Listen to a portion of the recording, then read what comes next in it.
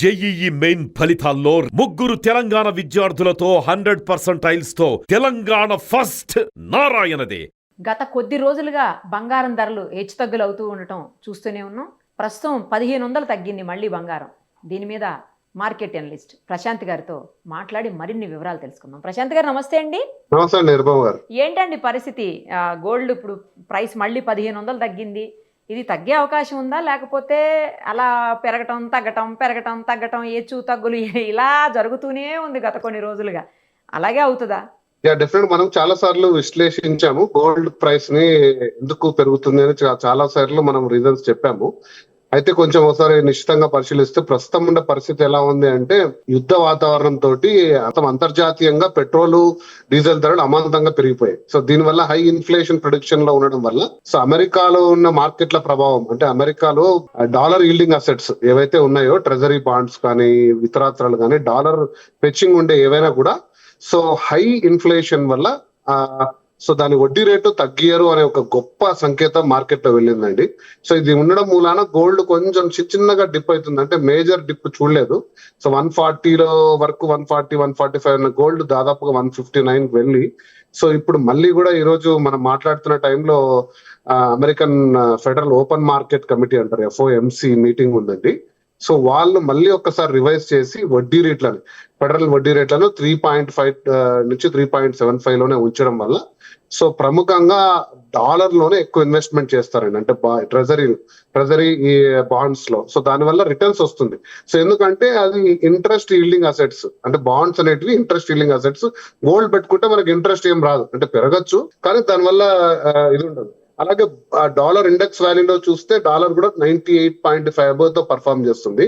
So ఈ రెండు చాలా స్ట్రాంగ్ రీజన్స్ అండి. ఈ రెండు ఎప్పుడైతే బలంగా ఉంటాయో, అంతర్జాతీయంగా ప్రతికూల పరిస్థితులు ఉన్నప్పుడు గోల్డ్ పెరగాల్సింది. బట్ డాలర్ ఎప్పుడైతే బలంగా కనపడుతుందో డాలర్ వైపే ఫస్ట్ ప్రిఫరెన్స్ వెళ్ళడం సో మనం చూస్తూ ఉన్నాము. సో ఈ రివ్యూ మీటింగ్ లో కూడా సంకేతాలు అన్ని అలానే వస్తున్నాయి. అమెరికా ఫెడ్ అనేది రేట్స్ కట్ చేయదు కాబట్టి డాలర్ లోనే ఇంకా కొద్ది రోజులు పెట్టుబడులు పెడతామని ఓపెన్ మార్కెట్ లో ఉన్న ఫారిన్ ఇన్స్టిట్యూషనల్ ఇన్వెస్టర్స్ అందరు కూడా పెట్టడం వల్ల గోల్డ్ అనేది స్లైట్ తేడా, అంటే మీరు అంటున్న 1500 కాదు కానీ ఒక 1-2 వీక్స్ లో 3% డిప్ అయిందండి. అంటే 1,88,000 24 క్యారెట్ గోల్డ్ ఈరోజు 1,22,000, అంటే ఒక దాదాపు 6,000 లాస్ అయింది. బట్ స్టిల్ ఐ థింక్ మనం ఇంకా విశ్లేషిద్దాము. ఇది బెస్ట్ ప్రైస్. దీని గురించి కాన్ఫిడెన్స్ కోల్పోవాల్సిన ఇది అంశమేం కాదు. ఎందుకంటే ఇదంతా కూడా ఒక స్లైట్ కరెక్షన్ ఫేజ్ లో ఉందండి. గోల్డ్ చాలా పెద్ద కరెక్షన్ ఫేజ్ లో ఉంది. అంతర్జాతీయంగా అంచనాలు అయితే ఏమాత్రం మారలేదు. అంటే JP మార్గన్ కానీ వీళ్ళిద్దరు కంపెనీలు కూడా డిసెంబర్ 2026 ఇయర్ ఎండ్ నాటికి దాదాపుగా $6,300 పర్ ఔన్స్, అంటే దగ్గర 2,30,000 నుంచి 2,50,000 ప్రొడిక్షన్ అనేది స్టిల్ ఈ రోజు కూడా అదే అంచనాతో ఉన్నారు. సో కొద్దిగా షార్ట్ టర్మ్ లో ప్రతికూల పరిస్థితులు ఉన్నా ఖచ్చితంగా ఫెడరల్ రిజర్వ్ రేట్స్ కట్ చేయాల్సిందే. So next best option gold కు వెళ్లాల్సిందే. అది ఈ రోజా రేపా? ఇన్ఫ్లేషన్ ఎప్పుడైతే కంట్రోల్ అవుతుందో, యుద్ధ వాతావరణం సమసిపోయి మళ్ళీ పెట్రోల్ డీజిల్ ధరలు నార్మల్ స్థాయికి ఎప్పుడు వస్తాయో అప్పుడు ఆటోమేటికల్ గా ఈ కరెక్షన్ జరగబోతుందండి. కాబట్టి లాంగ్ టర్మ్ చూసుకునే వాళ్ళకి ఎప్పుడు భయపడద్దు. నేను ఎప్పుడు చెప్పానండి, గోల్డ్ ఎప్పుడు కూడా పడిపోయే సాధనం కాదు. 1,40,000 వరకు పడిపోయే స్టేజ్ లో మనం చాలా టెన్షన్ గా చూసాం అందరం కూడా. సో ఇంకా పడిపోతుందా, గోల్డ్ విత్ హోల్డ్ చేసుకుంటుందా అని. కానీ మళ్ళీ తిరిగి పుంజుకోయింది. కాబట్టి సో ఈ షార్ట్ టర్మ్ ఏదైతే ఉందో, వీటి కాకుండా 2-3 చిన్న కారణాలు ఉన్నాయి, అవి కూడా డిస్కస్ చేద్దాము. బట్ ఇదే మేజర్ రీజన్. అంటే అంతర్జాతీయంగా పెద్ద ఇన్వెస్టర్లు అందరూ గోల్డ్ లో పెట్టాలనా లేదా అని తీసుకునే డెసిషన్ ఫ్యాక్టర్స్ ఇవి మేజర్. చిన్న అంశాలు 1-2-3 ఉన్నాయండి. ఇవి నార్మల్ గా వస్తుంటాయి హెచ్చు తగ్గులు.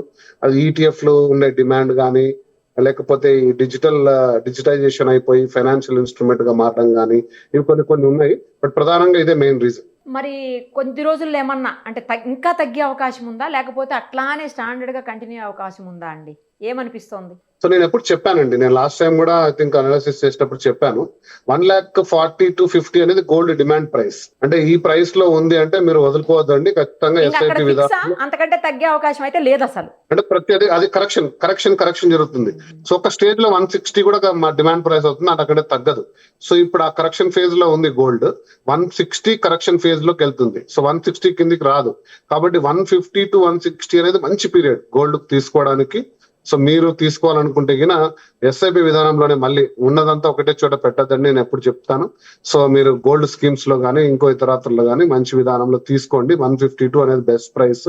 బహుశా స్లైట్లీ కొంచెం అటు ఇటు ఏమైనా ఒక 1000-2000 ఇంకొంచెం అటు ఇటు కరెక్షన్ ఉండొచ్చు, కానీ మళ్ళీ డెఫినెట్ గా దాన్ని తిరిగి 160-170 ఆ పై రైజ్ కి ఖచ్చితంగా కొంచెం లిటిల్ లాంగ్ టర్మ్ పీరియడ్ లో తీసుకోండి. ఖచ్చితంగా కూడా ఆ స్టేజ్ కి వెళ్ళే అవకాశం ఉంది.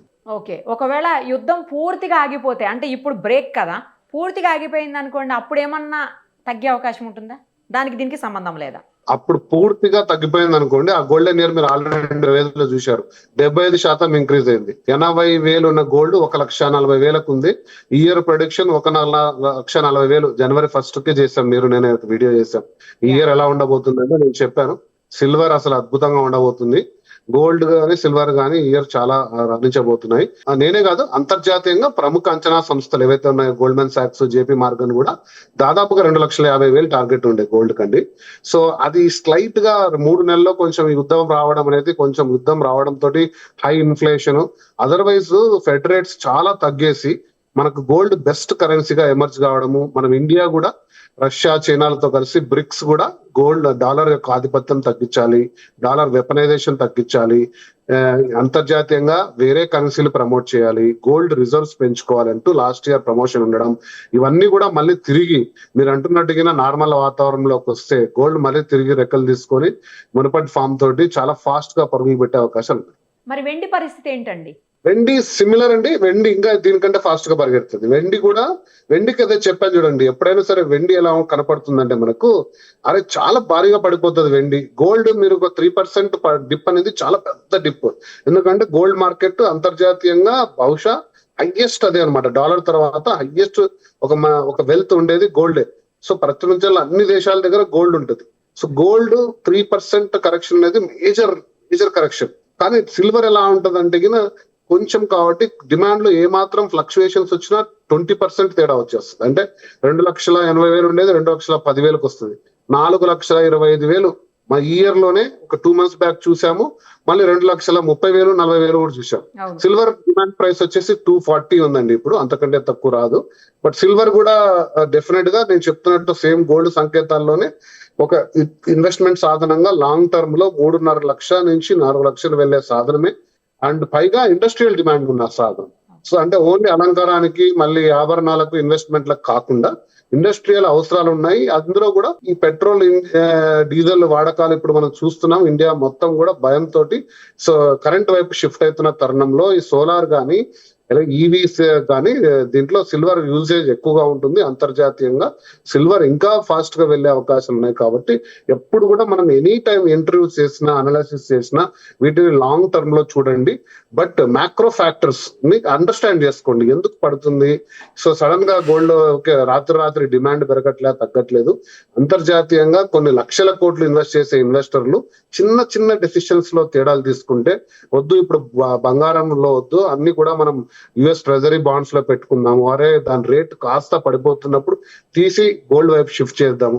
ఈ ఫ్యాక్టర్స్ చాలా ప్రముఖంగా మనకు గోల్డ్ రేట్ నిర్ణయిస్తాయి. ఎందుకంటే ఇండియా మొత్తం ఇంపోర్ట్ చేసుకుంటది గోల్డ్ అంతర్జాతీయంగా, కాబట్టి అంతర్జాతీయ మార్కెట్ కు అనుగుణంగానే కూడా మన రేట్లు మారుతుంటాయి. రైట్ అండి, thank you so much. Thank you.